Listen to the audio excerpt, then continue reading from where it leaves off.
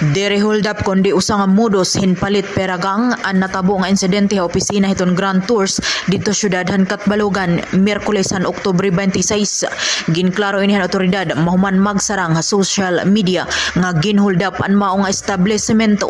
Base sa investigasyon Katbalogan PNP ang ginbubuhat hini nga mga modus in magbabayad in 1,000 peso bill ngan iguhulog ang ira suklidungan han pagbalyo han kantidad nga ginsukli ha ira ngan papagawson nga kulang ini.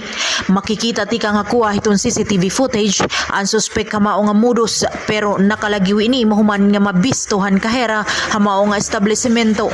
Ginahangyohan mga otoridad nga dayon mag-report sa irabuhatan kung may da makagtudlok hapangilalaan han suspek hamao nga responsable han insidente.